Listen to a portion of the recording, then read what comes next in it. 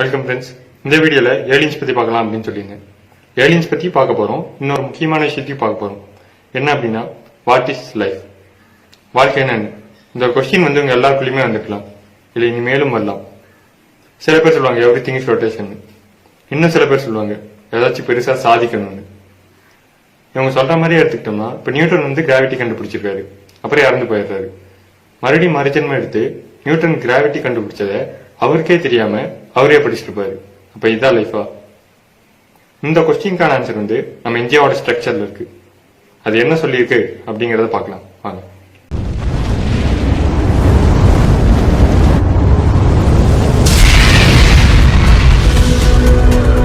சிவபுராணத்தில் சொல்லப்படுற கதை இது. சிவனுக்கும் பார்வதிக்கு திருமணம் நடந்த போது அந்த திருமணத்திற்கு பல தேவர்கள், முனிவர்கள், ரிஷிகள், யக்ஷர்கள், அரக்கர்கள், அசுரர்கள் இவங்க எல்லாருமே சேர்ந்திருந்ததுனால பூமியோட மட்டத்துல வடதிசை உயர்ந்தும் தென் திசை தாழ்ந்தும் போனது. இதனால சிவபெருமான் அகஸ்தியர்ட்ட, நீ தென் திசை நோக்கி பயணம் செல், இந்த தென் திசையில நீ பயணம் போகும்போது எங்கெல்லாம் என்ன நினைக்கிறியோ அங்கெல்லாம் நான் உனக்கு காட்சி அளிப்பேன் அப்படின்னு சொல்லி சொல்றாரு. அகஸ்தியரும் தென் திசை நோக்கி பயணம் செல்றாரு. அப்போ ஒரு 7 இடங்கள்ல சிவனை பூஜை பண்றாரு. அது என்னென்ன இடம் அப்படின்னு பாத்தீங்கன்னா, Kedarnath temple, Kaleshwaram Kaleshwara temple, Sri Kalahasti temple, Kanchipuram Ekambareswarar temple, Tiruvannamalai Annamalaiyar temple, Chidambaram Thillai Nataraja Swamy temple, Rameswaram Ramanatha Swamy temple. இந்த 7 கோயில்களுக்கும் ஒரு தொடர்பு இருக்கு. அது என்னன்னு பாத்தீங்கன்னா, இந்த 7 கோயிலும் ஒரே நேர்கோட்டில் இருக்கு. நம்ம பூமியில லாங்கிடியூட் அண்ட் லாட்டிடியூட் லைன்ஸ் இருக்கும், அதாவது அச்சரேகை தீர்க்க ரேகைன்னு சொல்லுவாங்க. இந்த லாங்கிடியூட் லாட்டிடியூட் ஆக்சிஸ்ல 79 டிகிரி லாங்கிடியூட், அந்த ஆக்சிஸ்ல பாத்தீங்கன்னா அது நம்ம இந்தியால ஒரு லைன் குறிக்கும்.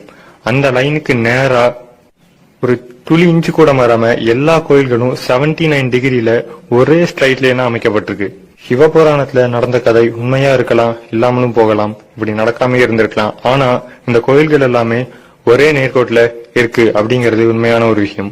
சரி, இந்த கோயில்கள் எல்லாம் ஏன் அமைக்கப்பட்டது?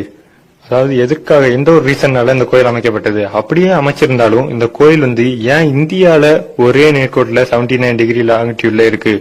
இதை நீங்க நல்லா ரிசர்ச் பண்ணி பாத்தீங்கன்னா, இந்த ஒவ்வொரு கோயிலும் மனிதனோட உடம்போட சம்பந்தப்பட்டிருக்கு. இந்த இந்தியாவே மனுஷனோட உடம்போட சம்பந்தப்பட்டிருக்க ஒரு இடம். இப்போ நம்ம இந்தியாவோட வரைபடத்தை எடுத்துக்கலாம். இந்தியா மாதிரியே 4 திசைகள்லையும் டிஸ்டன்ஸ் எடுத்தீங்கன்னா அது ஒரு 100% வரைபடமா இருக்கும். நம்ம 100 4ஆ பிரிச்சோம்னா 25ன்னு வரும். இந்த மாதிரி இந்த இந்தியாவோட நிலப்பரப்பு மட்டும் 25%. மீதி அங்க இருக்க தண்ணி சரௌண்ட் பண்ணியிருக்க வாட்டர் மட்டும் 75% இருக்கும்.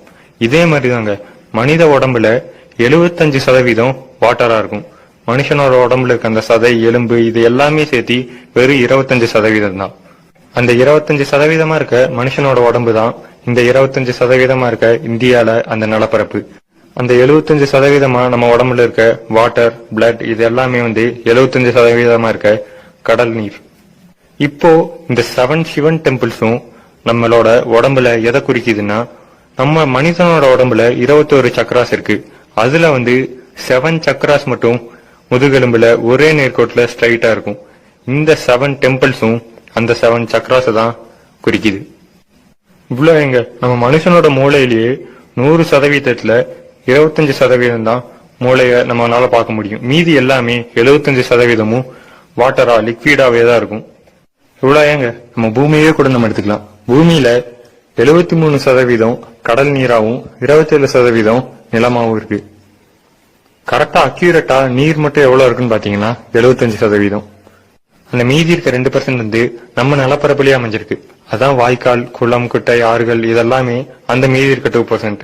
மொத்தமா உலகத்திலேயே 75% வாட்டராகவும் 25% நிலமாவும் இருக்கு.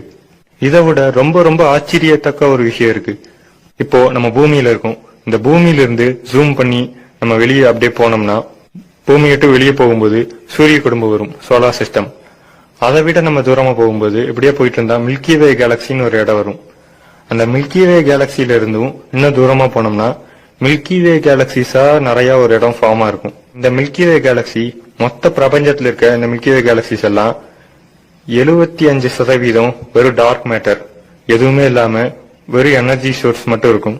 மீதி இருக்க 25% இந்த மில்கி வே கேலக்சியா தான் இருக்கும். இது மட்டும் இல்லாம இன்னொரு ஆச்சரியமான விஷயம் என்னன்னு பாத்தீங்கன்னா, இந்த மில்கி வே கேலக்சி இது எப்படி இருக்கும்னு நமக்கு தெரியும். ஆனா இந்த மில்கி வே கேலக்சிஸா நிறைய இருக்க இடம் எப்படி இருக்கும்னு இன்னும் நம்மளுக்கு தெரியாது. அந்த இடம் எப்படி இருக்குன்னு பாத்தீங்கன்னா, அதாவது இந்த பிரபஞ்சத்தோட அமைப்பு அது எப்படி இருக்கு அப்படின்னு பாத்தீங்கன்னா, நம்ம நட்ராஜர் ஸ்டாச்சு அந்த சிலையோட அமைப்பு எப்படி இருக்கோ அதே மாதிரியே தான் நம்ம பிரபஞ்சத்தோட அமைப்பு இருக்கு. இத நம்ம நட்ராஜர் ஸ்டாச்சுவை யூரோப் ரிசர்ச் சென்டர்ல வச்சு ரிசர்ச் பண்ணி அவங்க கண்டுபிடிச்சு சொன்ன தகவல். எவ்வளவு ஒரு ஆச்சரியமான விஷயம் பாத்தீங்களா. உங்ககிட்ட நட்ராஜர் ஸ்டாச்சு இருந்ததுன்னா அது அப்படி உங்க உள்ளங்கையில அப்படி வச்சு பாத்தீங்கன்னா இந்த பிரபஞ்சத்தோட அமைப்பே உங்க உள்ளங்கையில இருக்கும். எப்படி இருக்குமோ அந்த ஸ்ட்ரக்சர் அப்படியே உங்க கைக்குள்ள இருக்கும். இந்த மாதிரியான விஷயங்கள் எல்லாம் கண்டுபிடிச்சது நம்ம தமிழன் தான். இப்போ இந்த பிரபஞ்சத்திலிருந்து இந்த பிரபஞ்சமே 75% டார்க் மேட்டராகவும் மீதி இருக்க 25% இந்த கேலக்சிஸாவும் இருக்கு. இதுக்கப்புறம் அங்கிருந்து நம்ம ஜூம் பண்ணி வந்தா நம்ம எர்த் வந்துருது. எர்த்லயும் 75% நிலப்பரப்பு வாட்டராகவும் 25% நிலமாவும் இருக்கு. அதுல நம்ம இந்தியாவிலையும் 75% வாட்டராகவும் 25% நிலப்பரப்பாவும் இருக்கு. நம்ம மனுஷனோட உடம்புலையும் 75% வாட்டராகவும் 25% தசைகளாகவும் இருக்கு. மனுஷனோட மூளையும் 75% வாட்டர் 25% தசையா இருக்கு. இதுதாங்க அண்டத்துல இருக்கிறது பிண்டத்திலயும் இருக்கு அப்படின்னு சொல்லுவாங்க. இந்த மாதிரி பெரும்பாலான விஷயங்கள் எல்லாமே 75ஆவும் 25ஆவும் டிவைட் ஆயிருக்கு. இன்னொரு முக்கியமான ஒரு விஷயம் இருக்கு. அது என்னன்னா, இந்த கைலாய மலையில சிவனுக்கு திருமணம் நடந்தது. அந்த இடத்துக்கு ரொம்ப பக்கத்துல நெருக்கமா இருக்க ஒரு இடம் கொங்காலா பாஸ். இந்த கொங்காலா பாஸ நோ மேன்ஸ் லேண்ட்னு சொல்லுவாங்க. அதாவது மனித நடமாட்டமே அங்க கிடையாது. 1962 இந்தோ சைனா வார் வந்தது. இந்த வார்க்கு அப்புறம் இந்தியா சைனா நிலப்பரப்பு பிரிச்சுக்கிட்டாங்க. அப்படி பிரிச்சதுக்கு நடுவுல எந்த நிலப்பரப்பு இருக்குன்னு பாத்தீங்கன்னா இந்த கொங்காலா பாஸ். இந்த கொங்காலா பாஸ எந்த நாடும் தனக்கு சொந்தம் அப்படின்னு சொல்லவே கிடையாது. எதனால இதை பிரிக்கல அப்படின்னு பாத்தீங்கன்னா, இந்த கொங்காலா பாஸ்ல பல மக்கள் அந்த வழியா யாத்திரை போகும்போதோ மற்ற கோயில்களுக்கு போகும்போதோ பயணம் பண்ணும்போது பல பேர் இந்த பிளையிங் சாசர்ஸ் UFO பறக்கும் தட்டுகள் இது எல்லாத்தையுமே பார்த்து பல பேர் வீடியோவும் போட்டோஸும் எடுத்திருக்காங்க. இந்த விஷயத்த நம்ம மட்டும் பார்க்க கிடையாது, சைனா மக்கள்களும் அவங்களும் இந்த கொங்காலா பாஸ்ல நடக்கிற விஷயத்த பார்த்திருக்காங்க. இது எல்லாமே இந்தியா டிவி அப்படிங்கிற ஒரு நியூஸ் சேனல்ல இதற்கான வீடியோஸும் இந்த நியூஸையும் டெலிகாஸ்ட் பண்ணிருக்காங்க. கண்டிப்பா ராணுவ படை வீரர்கள் அவங்க இருந்தாங்கன்னா அவங்களுக்கு கண்டிப்பா இந்த விஷயம் தெரிஞ்சிருக்கும். வேற்றுக்கிரகவாசிகள் அந்த பறக்கும் தட்டுகள் அந்த இடத்துக்கு வரதும் போறதுமா இந்த மாதிரி இருக்கிறதுனால எந்த விதமான ஒரு பிளைட்டும் ஏன் ஆளில்லா விமானம் கூட அந்த கொங்காலா பாஸ் பகுதிக்கு மேல பறக்கிறதுக்கு தடை விதிக்கப்பட்டிருக்கு. அந்த கொங்காலா பாஸ் கிட்ட இருக்க ஊர் மக்கள் ரொம்ப அருகில இருக்க ஊர் மக்கள்கிட்ட கேட்கும்போது அவங்க சொல்ற விஷயம் என்னன்னா, இந்த வேற்றுக்கிரகவாசிகள் ஏலியன்ஸ் இவங்கெல்லாம் இறங்குற தளம் அந்த இடமே அந்த கொங்காலா பாஸ் தான் அப்படின்னு சொல்றாங்க. இது மட்டும் இல்லாம பல மக்கள் அந்த கொங்காலா பாஸ்க்கு அடியில கீழே அந்த பாதாளத்துல பல வேற்றுக்கிரகவாசிகள் தங்கியும் இருக்காங்க அப்படின்னு பல விஷயங்கள் சொல்றாங்க. ரொம்ப ரொம்ப முக்கியமான ஒரு விஷயம், இந்த கொங்காலா பாஸும் 79 டிகிரி லாங்கிடியூட்ல இருக்கு. இந்த 7 சிவன் டெம்பிள்ஸும் 79 டிகிரி லாங்கிடியூட்ல இருக்கு. நம்மளோட லைஃப்ல இந்த 7 சக்ராஸ ஆக்டிவேட் பண்ணா அடுத்த ஒரு டைமென்ஷன் அடுத்த ஒரு பரிணாம வளர்ச்சிக்கு நம்ம போயிடலாம். பிரபஞ்சம் மாதிரியே வேற ஒரு பிரபஞ்சம் வேற வித்தியாசமான ஒரு உலகம் இருக்கு, அங்க நம்ம போயிடலாம். போறக்கான வழி என்ன அப்படிங்கறத சொல்லியிருக்கிறது தான் நம்ம இந்தியா. இதனாலதாங்க நம்ம இந்தியால 7 சிவன் டெம்பிள்ஸும் ஒரே நேர்கோட்டில் அமைக்கப்பட்டிருக்கு. இத நம்ம கடந்து அந்த 7 சக்ராஸ் அதாவது ஆக்டிவேட் பண்ணி போனோம்னா நமக்கு அடுத்த ஒரு ஜெனரேஷன் அடுத்த ஒரு டைமென்ஷனுக்குள்ள நம்ம போயிடலாம். இதே மாதிரி அந்த 7 சிவன் டெம்பிள்ஸை தாண்டி நீங்க போனீங்கன்னா அடுத்து 79 டிகிரி பாகையில என்ன இருக்கு அப்படின்னு பாத்தீங்கன்னா நம்ம கொங்காலா பாஸ். அங்கேயும் வினோதமா டிஃப்ரெண்டா நம்ம இது வரைக்கும் நினைச்சு கூட பார்க்க முடியாத விஷயங்கள் அந்த பிளையிங் சாசர்ஸ் பறக்கும் தட்டு இது எல்லாமே அங்க இருக்கு. அந்த மாதிரி இந்த 7 சக்ராஸ் ஆக்டிவேட் பண்ணிட்டோம்னா வேற ஒரு டிஃப்ரெண்டான ஒரு டைமென்ஷனுக்கு நம்மளால போக முடியும். இத உணர்த்தறதுக்காக தான் இந்த மாதிரியான 7 சிவன் டெம்பிள்ஸ் ஒரே ஸ்ட்ரைட் லைனா இருக்கு.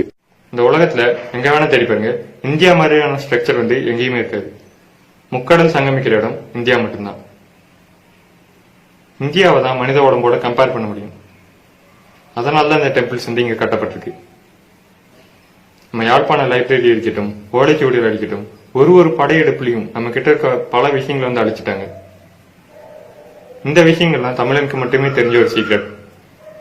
இதெல்லாம் தெரிஞ்சாலும் யாருனாலுமே ஒண்ணுமே பண்ண முடியாது. இப்ப இருக்க குவாண்டம் சயின்ஸ் இந்த விஷயத்தான் ரிசர்ச் பண்ணிட்டு இருக்காங்க. இன்னும் முழுமையடைய கிடையாது.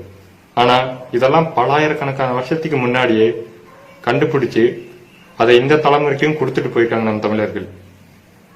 இந்த வீடியோ என்னோட ஒரு ஒப்பீனியன் தான். இந்த கோயில்லாம் இதனாலதான் கட்டப்பட்டிருக்குன்னு நான் சொல்லியிருக்கேன். இல்ல வேற ஒரு ரீசன்னா அது என்னங்கிறத கமெண்ட் பண்ணுங்க. இல்ல நான் சொல்றது கரெக்ட்னா இந்த வீடியோவை ஷேர் பண்ணுங்க. இந்தியாவோட பெருமையை பரப்புங்க. நெக்ஸ்ட் வீடியோல மீட் பண்ணலாம். பாய்.